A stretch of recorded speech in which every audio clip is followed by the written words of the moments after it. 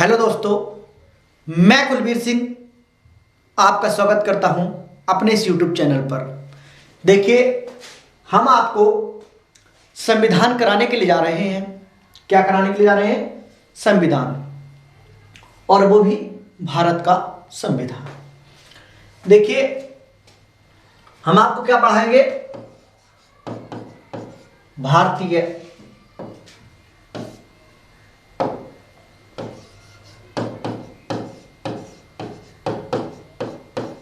राज्य व्यवस्था, मतलब कि इंडियन पॉलिटी। क्या पढ़ाएंगे? Indian polity. देखिए, मैं आपको बताऊं, यदि कोई राज्य है, मान लीजिए कोई राज्य है जिसकी क्या हो, जनसंख्या हो, जिसका क्षेत्रफल हो, जिसकी सरकार हो, ठीक है, जो संप्रभु हो, संप्रभु।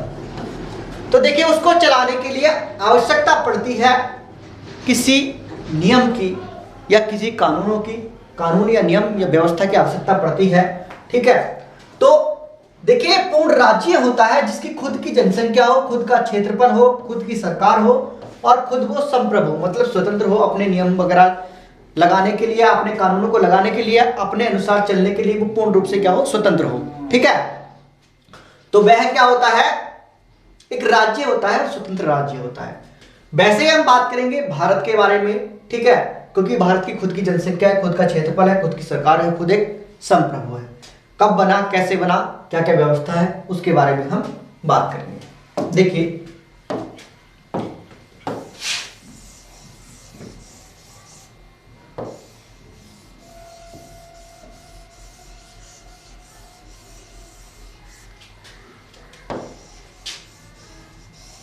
हमें बात क्या करनी है कि संविधान है क्या। हमें बात करनी है कि संविधान क्या है। देखिए, मैं आपको बताऊं, जिसके अंदर नियम, उपनियम, कानून, विधि आदि दिया हुआ होता है, उसे हम क्या कहते हैं? संविधान कहते हैं। जिसके अंदर नियम, उपनियम, कानून, विधि आदि दिया होता है। और ये किस लिए दिया होता है? किसी देश को या किसी राज्य को चलाने के लिए, किसी देश या राज्य को चलाने के लिए। ठीक है, मैंने आपको बताया किसी देश या किसी राज्य को चलाने के लिए नियम, उपनियम, कानून, विधि आदि की आवश्यकता पड़ती है। ठीक है, तो मैंने आपको बताया था कि राज्य क्या होता है? जिसकी खुद की जनसंख्या, क्षेत्रफल, सरकार और वह क्या हो, संप्रभु। ठीक है, उसको चलाने के लिए ही एक व्यवस्था बनाई गई जिसको कहते हैं संविधान, जिसके अंतर्गत नियम, उपनियम, कानून, विधि आदि वर्णित होता है, वह कहलाता है संविधान। ठीक है, आगे देखते हैं। देखिए, हमको पता चल गया कि संविधान होता क्या है। अब देखते हैं हम संविधान कितने प्रकार के होते हैं। देखिए, संविधान के अगर प्रकार की बात करें तो दो प्रकार का होता है। दो प्रकार का। कितने प्रकार का संविधान होता है? दो प्रकार का। अब देखिए, पहला प्रकार हम देखें तो क्या होता है? लिखित संविधान। कैसा संविधान होता है? लिखित संविधान। दूसरे की अगर हम बात करें तो अलिखित संविधान। कैसा संविधान? अलिखित संविधान। देखिए, अगर हम लिखित संविधान की बात करें तो जिसके नियम, विधि, कानून आदि किसी कागजी दस्तावेज पर लिखे होते हैं। तो ऐसे संविधान को हम क्या कहते हैं? लिखित संविधान कहते हैं। जैसे कि यूएसए, फ्रांस, भारत, ठीक है, आदि बहुत सारे देश हैं जिनका क्या है? लिखित संविधान है। मतलब जिसके नियम, उपनियम, कानून आदि या विधि उसको चलाने की जो होती है वो किसी दस्तावेज पर लिखी हुई होती है, ठीक है, तो उसको हम क्या कहते हैं? लिखित संविधान। फॉर एग्जाम्पल जैसे कि यूएसए, फ्रांस, भारत आदि, ठीक है। आगे हम बात कर लेते हैं अलिखित संविधान। देखिए अलिखित संविधान क्या होता है? जो पुरानी परंपराओं और रूढ़िवादिता के आधार पर चलाया जाता है। तो वह कैसा संविधान होता है? अलिखित संविधान। जो पुरानी परंपराओं और रूढ़िवादिता के आधार पर चलाया जाता है उसको क्या कहते हैं? अलिखित संविधान। फॉर एग्जाम्पल अगर हम देशों की बात करें जैसे कि ब्रिटेन, उसके बाद बात करें कनाडा, उसके बाद बात करें सऊदी अरब, उसके बाद अगर हम बात करें जैसे कि न्यूजीलैंड, ये देश ऐसे हैं जिनका अलिखित संविधान है। ब्रिटेन, कनाडा, सऊदी अरब, न्यूजीलैंड, इनका जो संविधान है वो पुरानी परंपराओं और रूढ़िवादिता पर आधारित है। जो आज भी ये देश हैं उनका अलिखित संविधान है, ठीक है। और हमें बात करनी है किसकी? लिखित संविधान के बारे में। हमें लिखित संविधान के बारे में बात करनी है क्योंकि हमारा भारत का संविधान एक लिखित संविधान है, इसीलिए हमें लिखित संविधान के बारे में बात करनी है, न कि अलिखित संविधान के बारे में, ठीक है। आगे देखिए नेक्स्ट। देखिए संविधान के कुछ विशेष पहलू पर बात कर लेते हैं हम। देखिए इसमें आता है कि सबसे पहला हमें लिखित संविधान की बात करनी है। किसकी बात करनी है? लिखित संविधान। तो देखिए सबसे पहला संविधान किस देश का है? सबसे पहला संविधान। उसके बाद बात करेंगे हम सबसे बड़ा संविधान किस देश का है? सबसे बड़ा संविधान, सबसे बड़ा संविधान। आगे बात करेंगे हम सबसे नया संविधान किसका है? सबसे नया संविधान, ठीक है, सबसे नया संविधान किस देश का है। उसके बाद आगे बात करेंगे हम सबसे छोटा संविधान, सबसे छोटा संविधान। तो देखिए अगर हम बात करें सबसे पहला लिखित संविधान अगर कहीं पाया जाता है तो एक जगह पड़ती है यूएसए के अंदर। कहां पड़ती है? यूएसए के अंदर, और जगह का नाम है फिलाडेल्फिया। कहां पर है? फिलाडेल्फिया। एक बात और आती है इसमें कि एशिया का सबसे पहला संविधान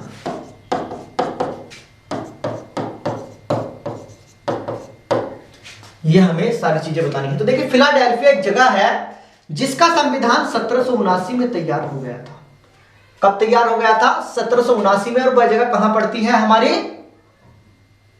अमेरिका और यूएसए के अंदर। यूएसए बोल सकते हैं उसको, अमेरिका जिसको कहा जाता है यूएसए।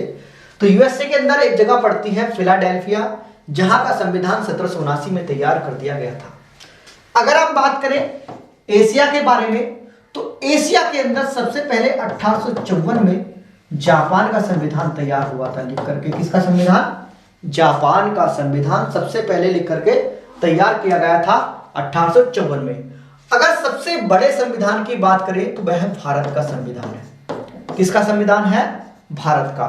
अब देखिए वह भारत का संविधान सबसे बड़ा संविधान क्यों है, हम इस बारे में बात करें। देखिए भारत का संविधान सबसे बड़ा संविधान क्यों है? अगर हम बात करें देखिए भागों के बारे में तो इसमें भाग है 22। जो मूल संविधान में वो भाग थे वो 22 थे, मगर वर्तमान में कितने हैं? लगभग 25। अब देखिए कैसे, जैसे कि मान लीजिए इसमें भाग जोड़ा गया, भाग 4 कै, क्या जोड़ा गया, भाग 4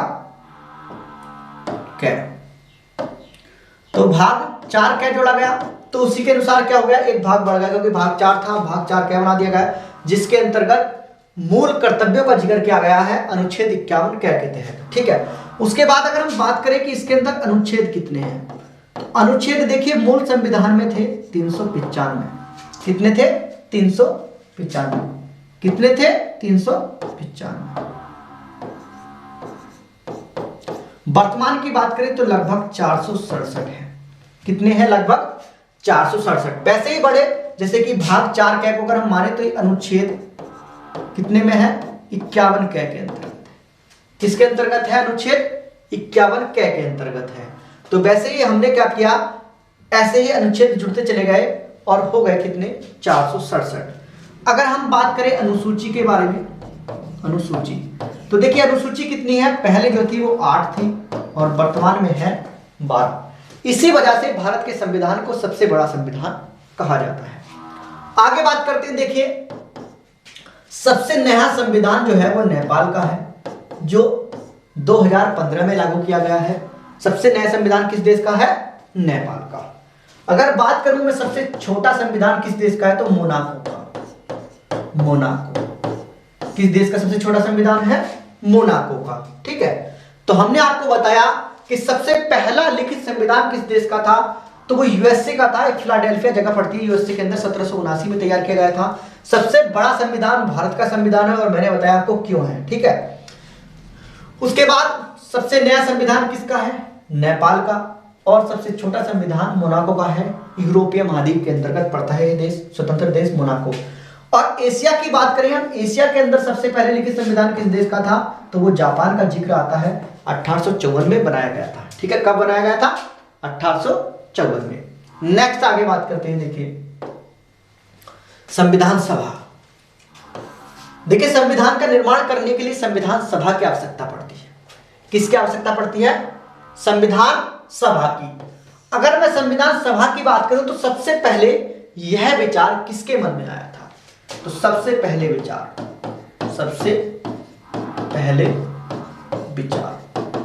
तो सबसे पहले विचार किसके मन में यह आया था कि संविधान का निर्माण करने के लिए संविधान सभा बनाई जानी चाहिए, क्योंकि हमारे यहाँ संविधान का निर्माण जो किया है वो भी संविधान सभा ने किया है। देखिए आगे हम बात करते हैं, तो व्यवहारिक रूप किसने दिया, व्यवहारिक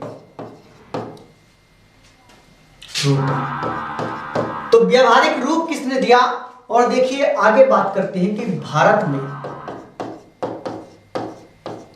संविधान सभा की मांग,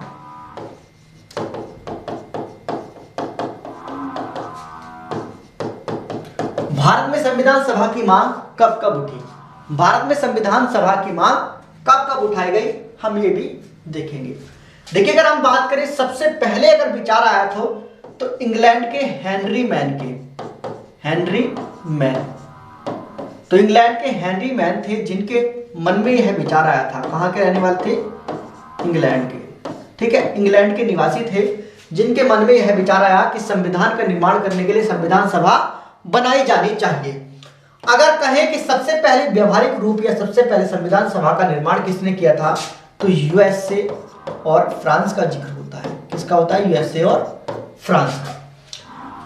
आगे मैं बात करूं कि भारत में संविधान सभा की, देखिए संविधान सभा एकदम से बनकर के तैयार नहीं हुई, भारत में कई बार संविधान सभा की मांग उठी है, तब जाकर के हमारी संविधान सभा बनी है। अगर देखिए हम बात करें सबसे पहले संविधान सभा की मांग 1895 में हुई थी।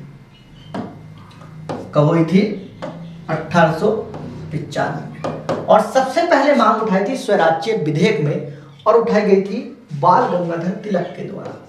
किसके द्वारा, बाल गंगाधर तिलक। किसके द्वारा, बाल गंगाधर तिलक के द्वारा। आगे हम बात करते हैं, देखिए फिर संविधान सभा की मांग उठी 1922 में, और मांग उठाई गई गांधी जी के द्वारा। किसके द्वारा, गांधी जी के द्वारा। आगे देखते हैं 1924 में हमारे संविधान की मांग उठी, संविधान सभा बनाने की, और संविधान सभा बनाने की मांग जो उठाई थी वो उठाई थी नेहरू जी ने। देखिए ये मांग पहले मैं आपको बताऊं क्यों क्यों उठी। क्योंकि संविधान सभा क्या करती है, संविधान का निर्माण करती है। तो इसी वजह से हमारे यहाँ पर भी मांग उठी कई बार कि भाई हमारा संविधान हमें स्वयं बनाना है, हमें अपनी संविधान सभा का निर्माण करना है जो हमारा संविधान बनाएगी, हमारे देश को स्वतंत्र करिए।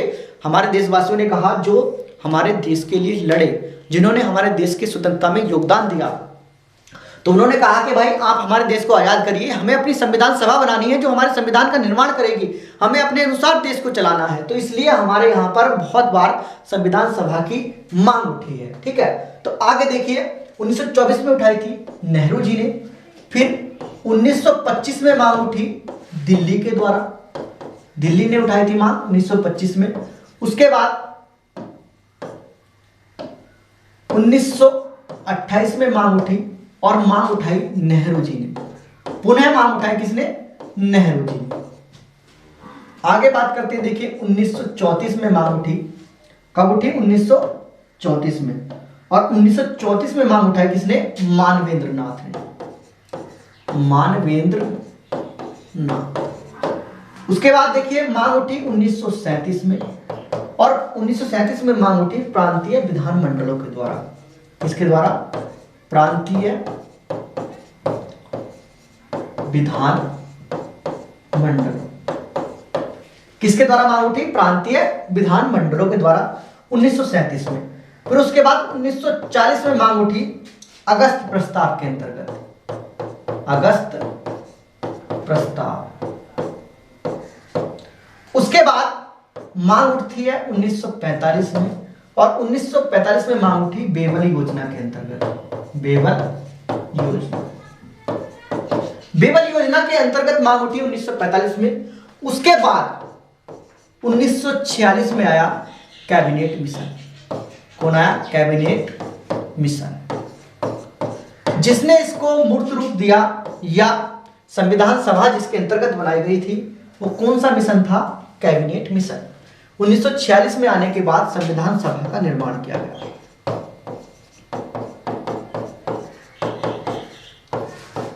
संविधान सभा कब बनी, 1946 के कैबिनेट मिशन के द्वारा। देखिए बात कर लेते हैं संविधान सभा की। सबसे पहले विचार किसके मन में आया था, तो हेनरी मैन थे इंग्लैंड के, जिनके मन में सबसे पहले विचार आया था। व्यवहारिक रूप की बात करें तो यूएसए और फ्रांस ने इसको व्यवहारिक रूप दिया। उसके बाद भारत में संविधान सभा की जो मांग उठी 1895 में बाल गंगाधर तिलक के द्वारा स्वराज्य विधेयक में उठी, 1922 में गांधी जी के द्वारा, 1924 में नेहरू जी के द्वारा, 1925 में दिल्ली में, 1928 में नेहरू जी के द्वारा पुनः, 1934 में मानवेंद्र नाथ के द्वारा, 1937 में प्रांतीय विधानमंडलों के द्वारा, 1940 में अगस्त प्रस्ताव के अंदर, और 1945 में बेवल योजना के अंतर्गत।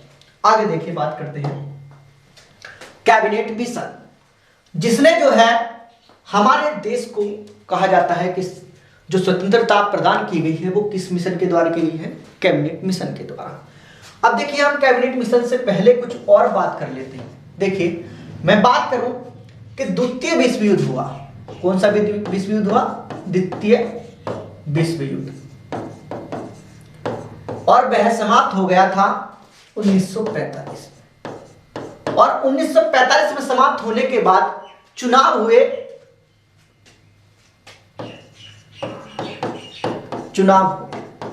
और चुनाव कहां हुए, ब्रिटेन के अंदर, और जीत मिली।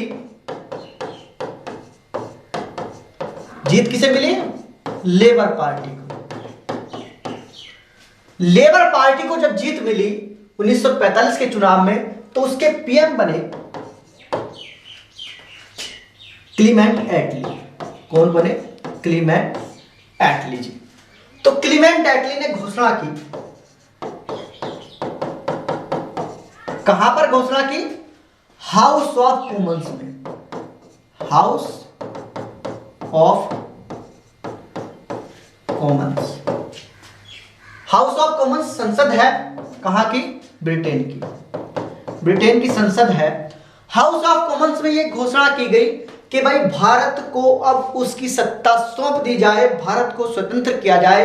क्योंकि ये उस समय जब इन्होंने देखा कि भारत का योगदान द्वितीय विश्व युद्ध में देखा, तो भारत के प्रति इनकी भावना जगी, और इन्होंने कहा कि भाई अब जितने भी वहां पर ब्रिटिश हैं उनको सबको वापस बुला ले जाए, ब्रिटिशर को, और जो शासन कर रही है कंपनी, उसको वापस बुला लिया जाए और वहां पर जो है ब्रिटिश राज समाप्त किया जाता है और उनको उनकी सत्ता सौंप दी जाएगी। और किस मिशन के तहत सौंपी गई थी? कैबिनेट मिशन के तहत। किस मिशन के तहत सौंपी गई थी? कैबिनेट मिशन के तहत। लेबर पार्टी के पीएम बने थे एटली, और एटली ने इस बात को कहा था हाउस ऑफ कॉमन्स में। देखिए, मगर अब मैं बात करता हूं कैबिनेट मिशन के बारे में। देखिए, कैबिनेट मिशन की बात करें तो कैबिनेट मिशन क्यों है? क्योंकि इसमें कैबिनेट मंत्री थे। क्या थे? कैबिनेट मंत्री। अगर पहले मंत्री की हम बात करें तो इसमें मंत्री थे नौसेना मंत्री। नौसेना मंत्री जो थे वो थे अलेक्जेंडर।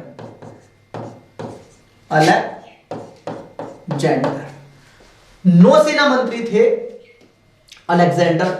आगे हम बात करें तो व्यापार बोर्ड के मंत्री, व्यापार बोर्ड के मंत्री। तो व्यापार बोर्ड के मंत्री थे सर क्रिप्स। कौन थे? Sir Cripps. उसके बाद पैट्रिक लॉरेंस थे। कौन थे? Patrick Lawrence. और यह उस समय क्या थे? भारतीय सचिव। भारतीय सचिव थे उस समय पैट्रिक लॉरेंस, जिनको इस मिशन का अध्यक्ष भी बनाया गया। क्या बनाया गया? कैबिनेट मिशन का अध्यक्ष बनाया गया पैट्रिक लॉरेंस को, जो क्या थे? भारतीय सचिव थे। तो नौसेना मंत्री थे अलेक्जेंडर और व्यापार बोर्ड के मंत्री थे क्रिप्स, और पैट्रिक लॉरेंस जो थे वो इस मिशन के अध्यक्ष भी बने और भारत के सचिव भी थे उस समय। देखिए, मैं आपको बताऊं, यह तैयार किया गया 14 मार्च 1946 को। कहां पर तैयार किया गया? ब्रिटेन के अंदर। और ब्रिटेन के अंदर तैयार किया और वहां से 14 मार्च 1946 को ये रवाना कर दिया गया, और ये 24 मार्च 1946 को पहुंचा था दिल्ली। कहां पहुंचा? दिल्ली। और दिल्ली पहुंचने के बाद इसने वहां की स्थितियों का जायजा लिया और कुछ योजनाएं बनाई। क्या बनाई? कुछ योजनाएं बनाई। कहां पहुंचने के बाद? दिल्ली पहुंचने के बाद। देखिए, अब नेक्स्ट देख लेते हैं हम कैबिनेट मिशन की अनुशंसा। पहले हम देखते हैं कैबिनेट मिशन की योजना।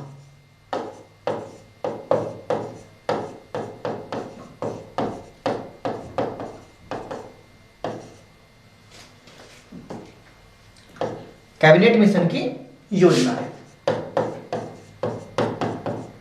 देखिए, कैबिनेट मिशन की अगर योजना की बात करूं तो इसने नंबर 1 कहा था, वहां की स्थितियों को देखकर, कि अंतरिम सरकार का गठन किया जाएगा। क्या कहा इसने? कि अंतरिम सरकार का गठन किया जाएगा। नंबर 2, इसने कहा कि संविधान सभा बनाई जाएगी। संविधान सभा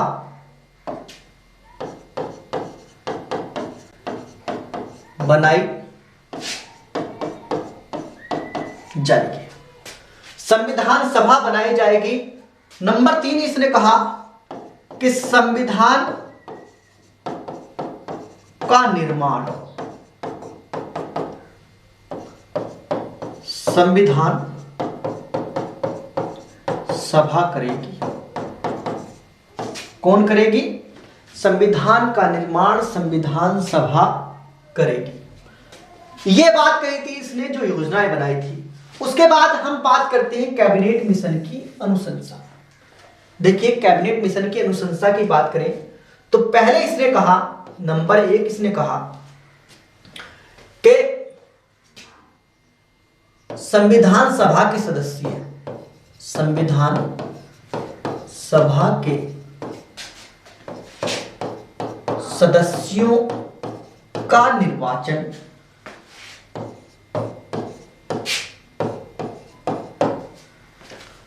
प्रांतीय विधानमंडल, प्रांतीय विधान मंडलों के द्वारा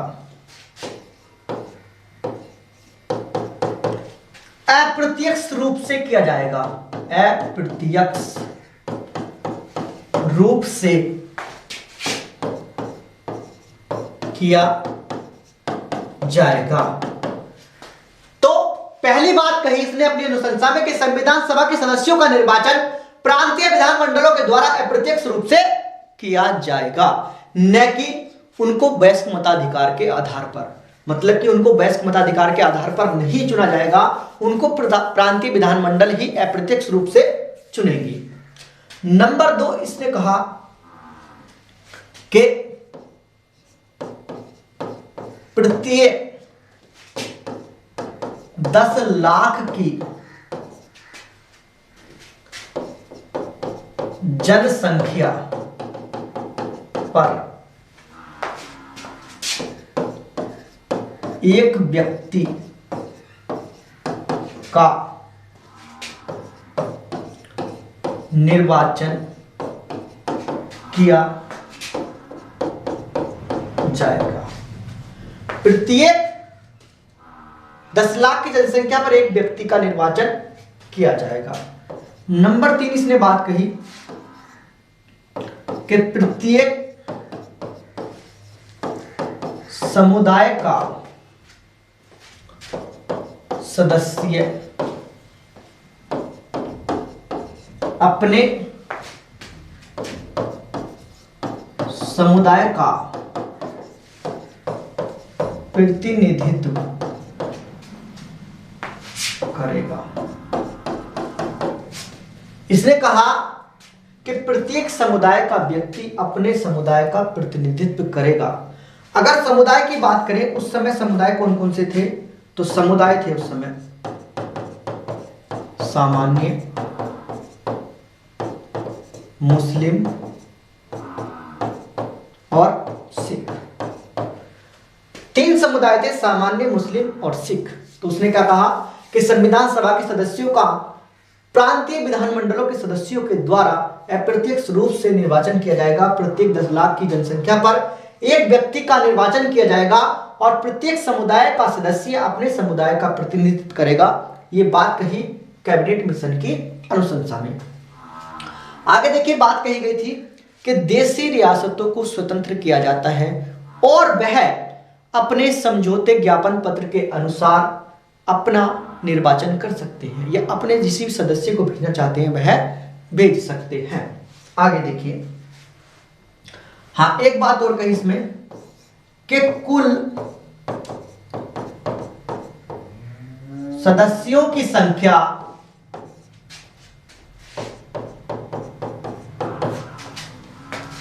389 होगी। कितनी होगी? 389। न तो इससे ज्यादा होगी और न इससे कम होगी। कितनी होगी? 389 होगी। आगे देखिए हम बात करते हैं। देखिए 389 सदस्य। अब इसके बारे में अगर हम बात करें तो इधर चलते हैं और इधर बात करते हैं। देखिए प्रांतीय विधानमंडल, प्रांतीय विधान मंडल,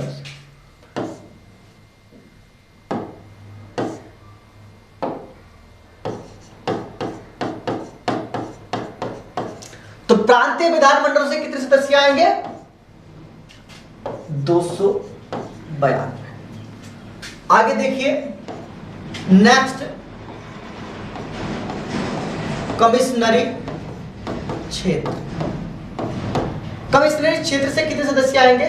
4। कितने आएंगे? 4। अब देखिए 4 कमिश्नरी क्षेत्र कौन कौन से थे उस समय? अगर हम बात करें तो देखिए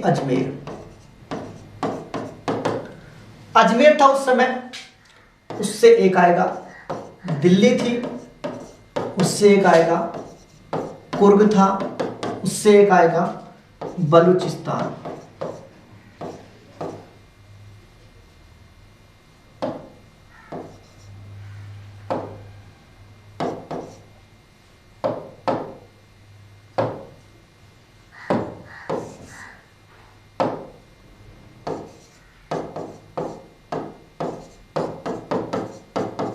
बलूचिस्तान से एक आएगा। तो इसलिए चीफ कमिश्नरी क्षेत्र जो थे वहां से 4 व्यक्तियों का चयन किया गया था। आगे हम बात करते हैं देशी रियासत।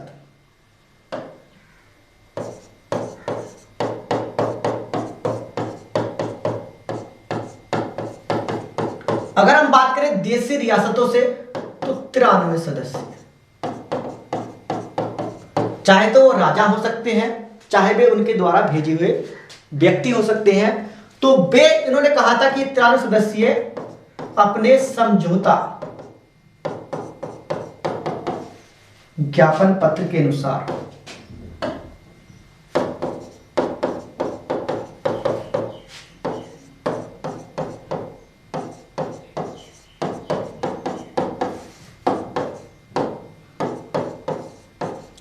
भेज सकते हैं। जो इनका भारत के साथ समझौता हुआ हो उसके अनुसार ही अपने व्यक्तियों को भेज सकते हैं, मगर 93 सदस्यों से अधिक नहीं होंगे। चाहे वहां का राजा भी स्वयं जा सकता है, प्रतिनिधित्व कर सकता है, जो चाहे जा सकता है। हमारे यहां से देशी रियासतों को स्वतंत्र किया जाता है और ये किस कैबिनेट मिशन के द्वारा कहा गया था? कैबिनेट मिशन के द्वारा। देखिए, अगर मैं बात करूं समुदाय के आधार पर,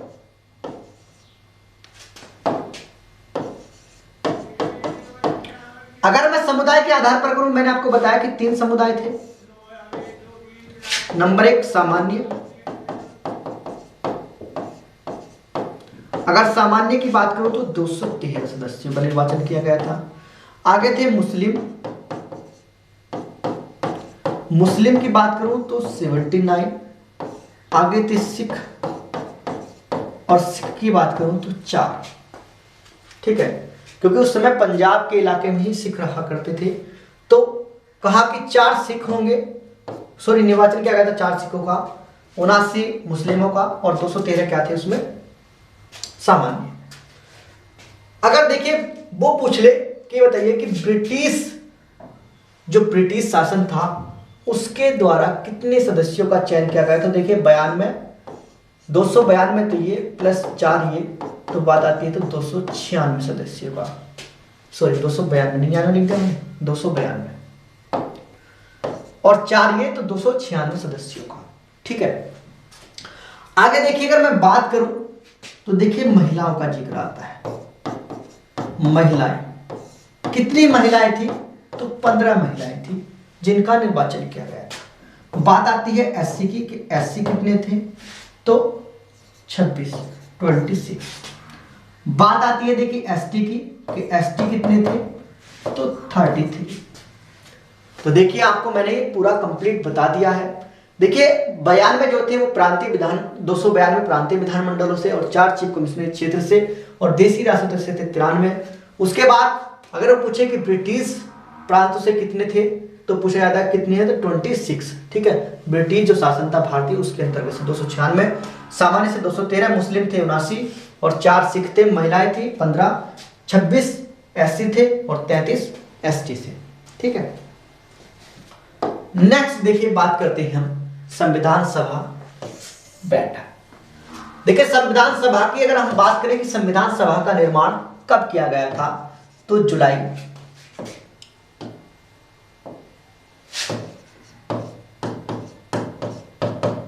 1946 में संविधान सभा बनकर के तैयार हो चुकी थी। कब? जुलाई 1946 में। तो देखिए जुलाई 1946 में जब बन गई थी तो देखिए इसमें क्या था? मुस्लिम लीग ने भाग नहीं लिया था। किसने भाग नहीं लिया था? मुस्लिम लीग।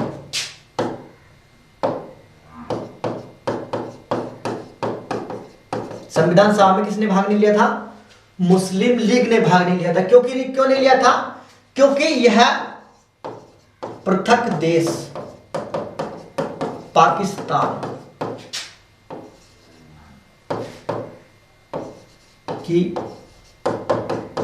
मांग कर रही थी, जिसको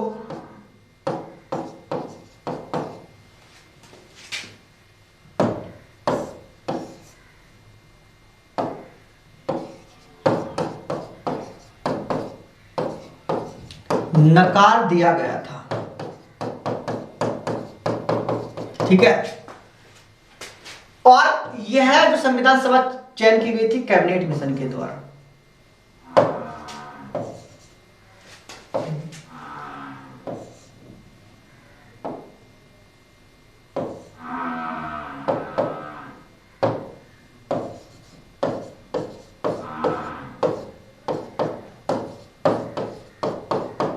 और कैबिनेट मिशन ने ही क्या किया था कि इनकी बात को नकार दिया था कि भाई अलग देश नहीं बनाया जाएगा, पृथक देश नहीं बनाया जाएगा। ठीक है, इसको किसने नकारा था? कैबिनेट मिशन ने। ठीक है, आगे देखिए हम बात करते हैं नेक्स्ट। तो अब देखिए हम बात कर लेते हैं संविधान सभा के बारे में। किसके बारे में बात कर लेते हैं? संविधान सभा की बैठकों के बारे में। देखिए प्रथम बैठक, देखिए प्रथम बैठक के बारे में हम बात करें तो प्रथम बैठक कब की गई थी? 9 दिसंबर 1946 को, और इसके अध्यक्ष बनाए गए थे, और वो भी अस्थायी। कैसे थे? अस्थायी। और अस्थायी अध्यक्ष बने थे डॉक्टर सच्चिदानंद सिन्हा।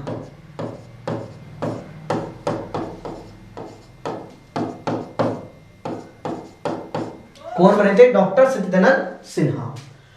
और क्या हुआ कि उनकी आकस्मिक मृत्यु हो गई अगले दिन।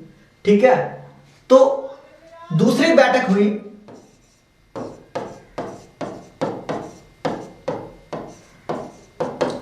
दूसरी बैठक हुई 11 दिसंबर 1946 को। जब दूसरी बैठक हुई 11 दिसंबर 1946 को, तो उसके अध्यक्ष बनाए गए, और वो भी कैसे बनाए गए? स्थायी। स्थायी अध्यक्ष बने डॉक्टर राजेंद्र प्रसाद। कौन बने? डॉक्टर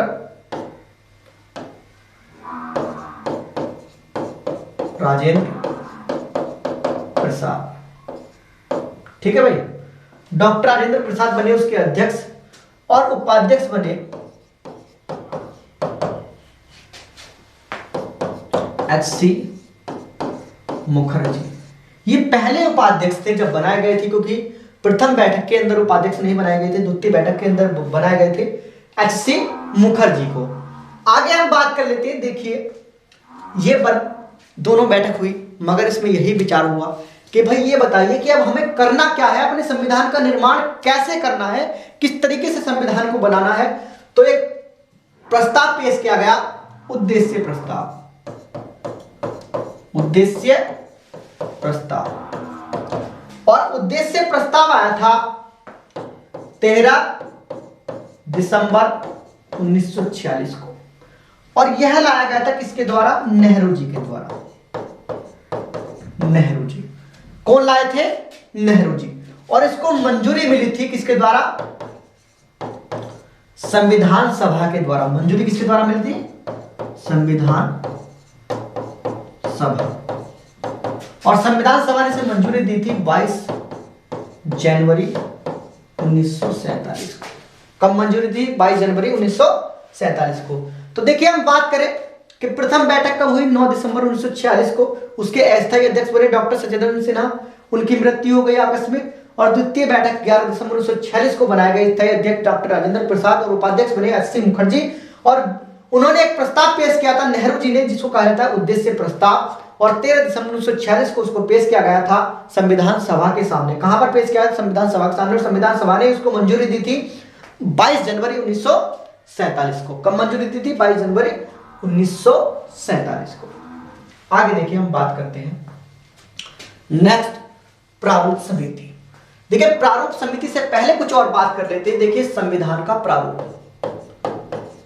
संविधान का प्रारूप। अगर हम बात करें कि संविधान का प्रारूप किसने तैयार किया, तो देखिए संविधान के प्रारूप की बात करें तो डॉक्टर BN राव ने, doctor BN Rao, doctor BN Rao ने संविधान का प्रारूप तैयार किया, और उन्होंने रखा अनुच्छेदों की संख्या रखी उन्होंने 243, और अनुसूची उन्होंने बनाई थी 13। कितनी अनुसूचियां थी? 13। उन्होंने जब तैयार किया था तो उन्होंने कहा था कि भाई इसके अंदर जो संविधान का प्रारूप तैयार किया है उसके अंदर 243 अनुच्छेद होने चाहिए और 13 अनुसूचियां हो। इस संविधान के प्रारूप को तैयार किया था डॉक्टर BN राव ने, जो संविधान सभा के सलाहकार थे। कौन? Doctor BN Rao. संविधान सभा के सलाहकार कौन थे? डॉक्टर BN राव, जिन्होंने प्रारूप तैयार किया था संविधान का। 243 अनुच्छेद थे और अनुसूची थी 13।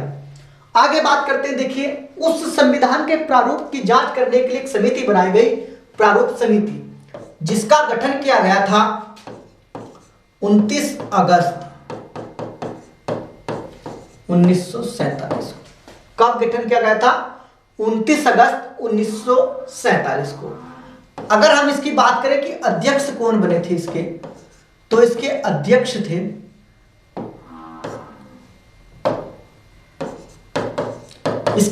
Doctor B.R. अंबेडकर जी। कौन थे? अंबेडकर जी। B.R. अंबेडकर जी को बनाया गया था इसके अध्यक्ष प्रारूप समिति के। किसके अध्यक्ष? प्रारूप समिति के।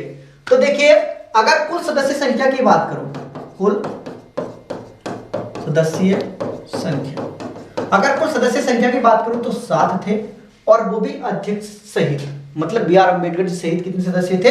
कुल 7 सदस्य थे जिन्होंने प्रारूप समिति बनाई थी। तो देखिए, प्रारूप समिति बनाई गई थी संविधान के प्रारूप की जांच करने के लिए, और देखिए इसने ये काम किया। इसने अपनी पहली रिपोर्ट पेश की, ठीक है, पहली रिपोर्ट, और पहली रिपोर्ट पेश करी थी 21 फरवरी 1948 को। कब पेश की? 21 फरवरी 1948 को इसने पहली रिपोर्ट पेश की, और इसने कहा कि भाई 243 नहीं 343 अनुच्छेद होने चाहिए। कितने अनुच्छेद हो? 343। और इसमें कहा कि अनुसूचियां जो होनी चाहिए वो 8 अनुसूचियां हो। कितनी अनुसूचियां हो? 8।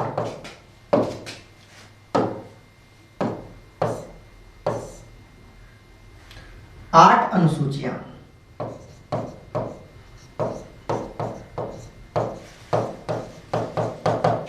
कितनी अनुसूचियां हो?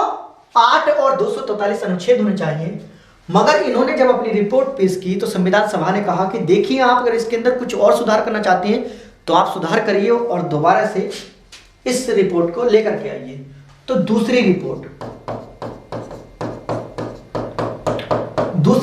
इन्होंने पेश की, और दूसरी रिपोर्ट पेश करी इन्होंने 26 अक्टूबर 1948 को। कब पेश की इन्होंने दूसरी रिपोर्ट?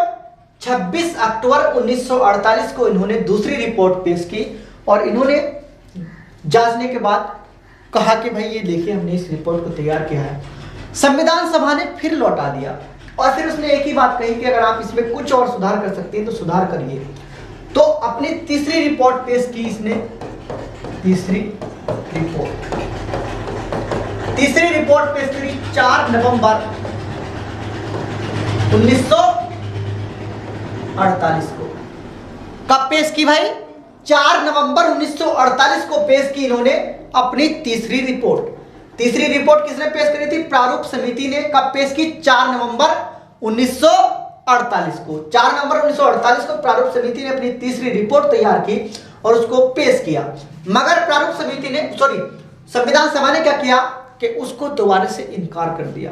प्रारूप समिति ने जब अपनी तीसरी रिपोर्ट तैयार की 4 नवंबर 1948 को, तो इसकी बात उन्होंने फिर लौटा दी और फिर कहा कि अगर देखिए आप इसके अंदर कुछ और सुधार कर सकते हैं तो करिए। तो फिर प्रारूप समिति ने कहा कि देखिए भाई, अब हम थक चुके हैं, हम बार बार अपने नियमों के अंदर परिवर्तन करके लाते हैं और आप क्या कर देते हैं, बार बार इनकार कर देते हैं। तो आप एक काम करिए, आप जितने भी संविधान सभा के सदस्य हैं सब इसको पढ़िए और इसमें देखिए, अगर कहीं कमी है तो उसको बताइए और उसमें सुधार किया जाएगा।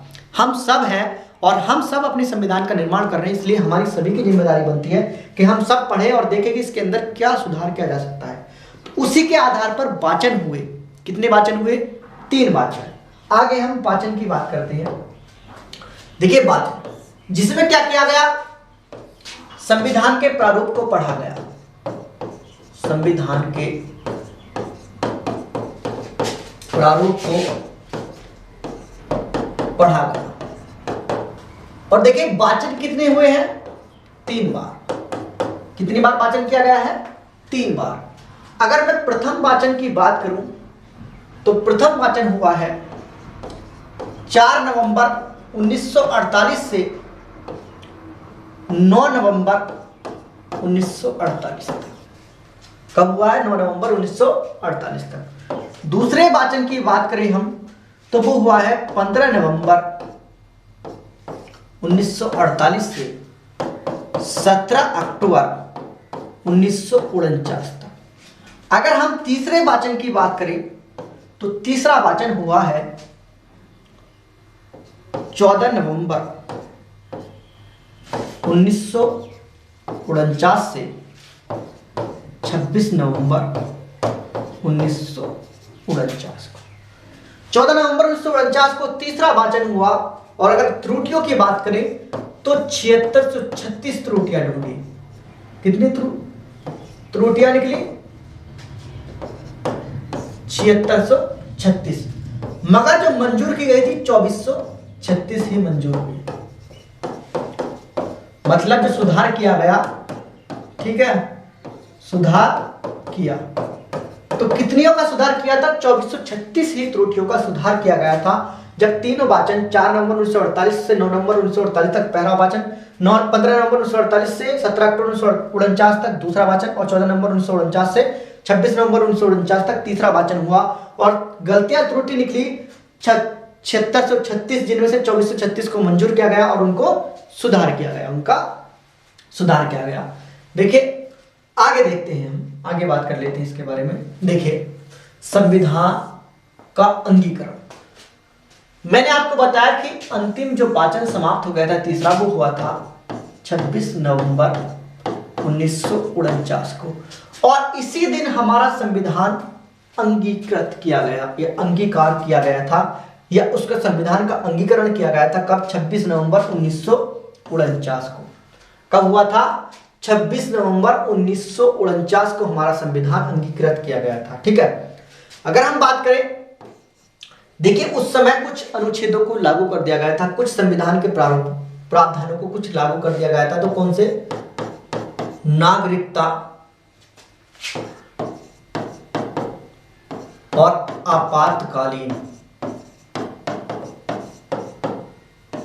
आपातकालीन जैसे प्रावधान लागू किए गए थे। कब लागू किए गए थे? 26 नवंबर 1949 को नागरिकता और आपातकालीन संबंधी प्रारूप लागू किए गए थे। अब देखिए मैं बात करता हूं, अगर बात करें तो 16 अनुच्छेद लागू किए गए थे। कितने अनुच्छेद लागू किए गए थे? 16 अनुच्छेद। अगर मैं उन अनुच्छेदों की बात करूं तो देखिए 5, 6, 7, 8, 9, उसके बाद 60 मतलब 60, 324, 366, 367, 379,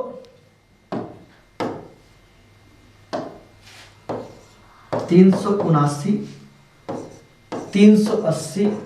388, 391, 392, 393 और 394।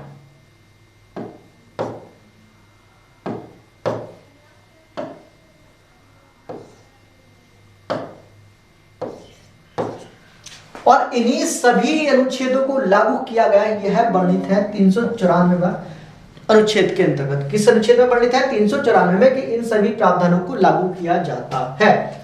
ठीक है, तो ये 16 जो थे अनुच्छेद लागू किए गए थे। 1, 2, 3, 4, 5, 6, 7, 8, 9, 10, 11, 12, 13, 14, 15, 16।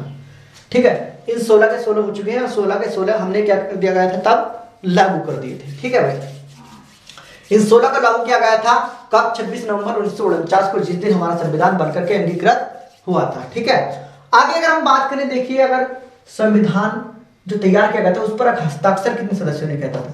हस्ताक्षर तो कुल संविधान सभा के सदस्य थे 284 सदस्य।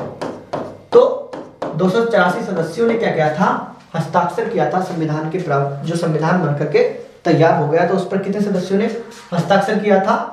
284 सदस्यों ने। और जब हमारा संविधान अंगीकृत हुआ था तो 26 नवंबर 1949 को, और नागरिकता और आपातकालीन संबंधी प्रावधान लागू कर दिए गए थे। और ये 16 के 16 अनुच्छेद हैं जो लागू किए गए थे, और हस्ताक्षर किया था 284 सदस्यों ने। ठीक है, आगे हम बात करते हैं। देखिए संविधान के कुछ पहलू, उनके बारे में हम बात कर लेते हैं। देखिए नंबर 1, संविधान बनने में कितना समय लगा? संविधान बनने में कितना समय लगा? एक मिनट हम आगे कुछ और देख लेते हैं। देखिए, सॉरी, नेक्स्ट देखते हैं। संविधान बनने में कितना समय लगा, पूर्ण रूप से कब लागू किया गया,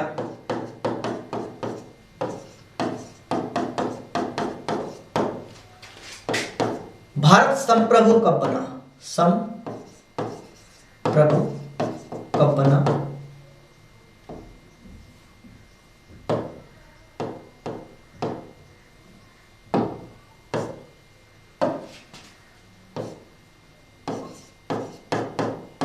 ठीक है, कितने सत्र हुए, कितनी बैठक हुई, कितना खर्च हुआ, आगे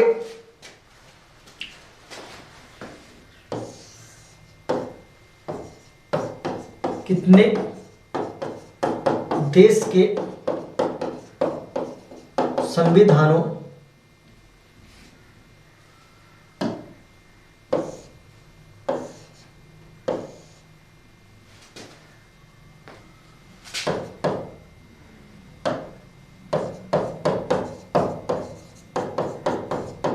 को पढ़ा गया। ठीक है भाई, कितने देश के संविधानों को पढ़ा गया।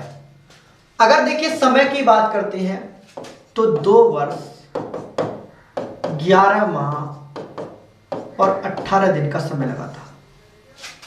2 वर्ष 11 माह और 18 दिन, 2 वर्ष 11 माह और 18 दिन का समय लगा।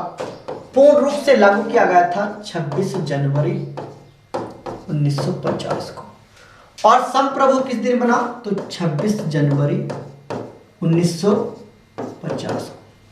ठीक है, सत्र की बात करें तो 12 सत्र हुए थे। अगर बैठक की बात करें तो 166 बैठक हुई थी। खर्च की बात करें तो लगभग 64 लाख रुपए का खर्च आया। कितने का खर्च, लगभग 64 लाख। कितने का खर्च आया था भाई, लगभग 64 लाख, 64 लाख, और लगभग 60 देशों के संविधान को पढ़ा गया था। कितने देशों के संविधान को, लगभग 60 देशों के संविधान को पढ़ा गया था, और हमारा संविधान बनकर के तैयार हो गया था। अगर वर्ष की बात करें, समय कितना लगा, तो 2 वर्ष 11 माह 18 दिन। 26 जनवरी 1950 को पूर्ण रूप से लागू हुआ, और 26 जनवरी 1950 को ही हम संप्रभु बने। सत्र 12 हुए थे, 166 बैठक हुई थी, लगभग 64 लाख रुपए का खर्चा आया था, और कितने देशों के संविधान को पढ़ा गया था, तो लगभग 60 देशों के संविधान को पढ़ा गया था जब हमारा संविधान बनकर के तैयार हुआ। देखिए, बात आती है, कुछ आ जाती है कि अंतिम बैठक पूछ लेता है संविधान सभा की, संविधान सभा।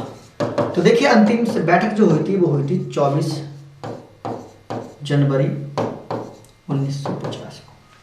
संविधान सभा की अंतिम बैठक कब हुई थी, 24 जनवरी 1950 को संविधान सभा की अंतिम बैठक हुई थी। ठीक है, और 26 जनवरी 1950 को ही संविधान को लागू कर दिया गया था, गणतंत्र दिवस के दिन। जिस दिन हम क्या बने थे, 26 जनवरी 1950 को ही हम क्या बने थे भाई, गणतंत्र। और गणतंत्र का मतलब होता है कि जिस देश के प्रधान का चुनाव होता है, जिस देश के प्रधान का चुनाव होता है, मतलब कि कोई पैतृक नहीं बनता। गणतंत्र का मतलब होता है जिस देश के मुखिया का, जिस देश के प्रधान का चुनाव होता है, मतलब राष्ट्रपति का। जो मुखिया होता है हमारे देश का, प्रधान है, वो कौन है, राष्ट्रपति है हमारे देश का प्रधान या हमारे देश का मुखिया। अंतिम बैठक की बात करें तो 24 जनवरी 1950 को बनी थी, और गणतंत्र दिवस जो मनाया जाता है वो 26 जनवरी 1950 को मनाया जाता है, क्योंकि उसी दिन हम गणतंत्र हुए थे। और गणतंत्र होने के मतलब होता है कि जिस देश के मुखिया का चुनाव किया गया हो। ठीक है भाई, अगर देखिए वो पूछ लेता है कि सबसे ज्यादा प्रभाव अगर हमारे देश पर किसका पड़ा है, तो वो भारत शासन अधिनियम 1935 का पड़ा है, लगभग कि जिससे कि 250 समथिंग अनुच्छेदों को लिया गया है। ठीक है।